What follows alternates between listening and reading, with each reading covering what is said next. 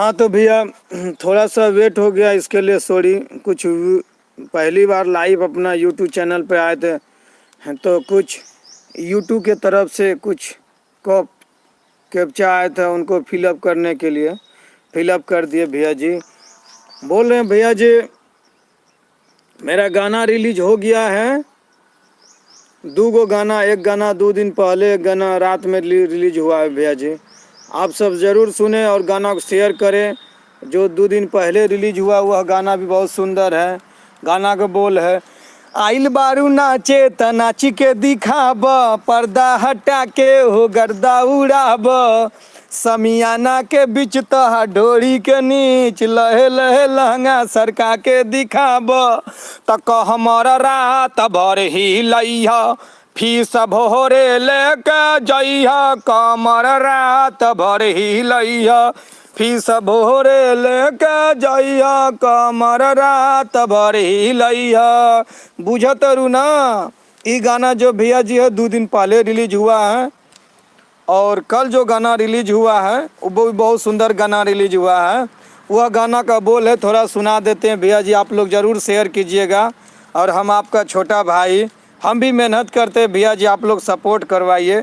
आपको सिर्फ एक दबाना है भैया जी, बाकी बात तो आपके बीच में रहेंगे, भगवान चाह लिया और आप लोग चाह लिए। तो जो कल रिलीज हुआ है रात में, वो गाना का बोल है, बानी परेशान जान सुना ना मोल हो, नई हर के लिहल मजा खुल गइल पोल हो, सैया जी जान गइले बात बात में, हमरा राजा जी जान गइले बात बात में, हमरा सैया के शौक भइल बा पहिला रात में, हमरा राजा के शौक भइल बा पहिला रात में।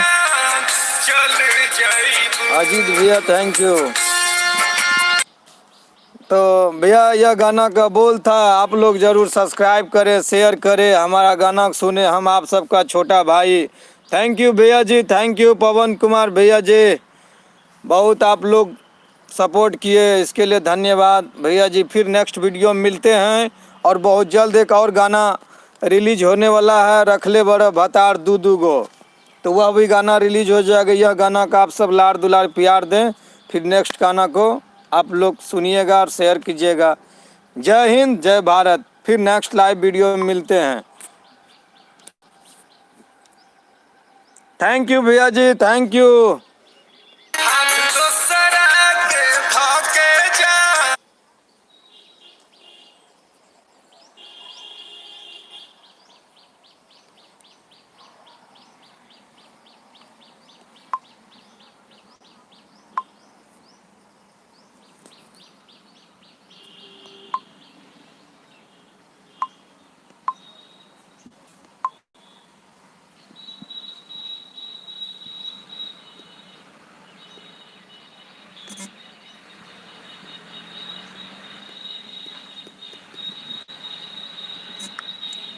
हम आप सबका छोटा भाई भोजपुरी गायक, आज मैं लाइव वीडियो के माध्यम से आप सबको बता रहे थे।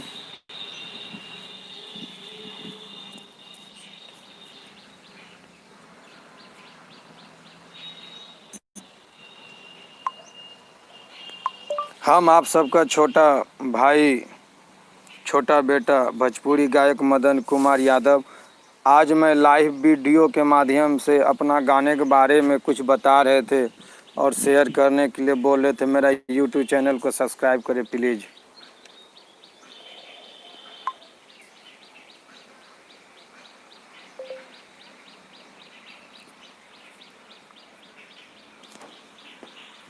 कैसे बंद होता है?